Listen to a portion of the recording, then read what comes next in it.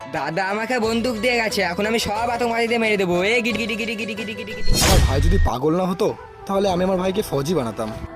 ভাই। দাদা তুমি চলে এসেছো? আমি তোমার বন্দুক দিয়ে আতঙ্কবাদীদের মারছিলাম। হ্যাঁ ঠিক আছে, সব আতঙ্কবাদী মরে গেছে।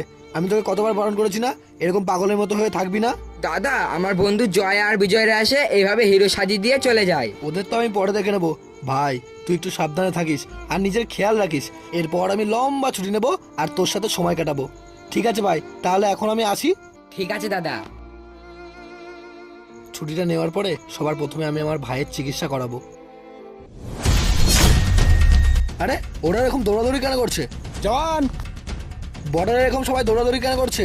স্যার আপনি জানেন না বর্ডারে যুদ্ধ লেগে গেছে? আমি গেলাম, আপনি আসুন। জওয়ান! আরে স্যার, আপনি এখানে? চটি নাম্বার দিয়ে যুদ্ধ বেঁধে গেছে, তাড়াতাড়ি চলুন। জওয়ান!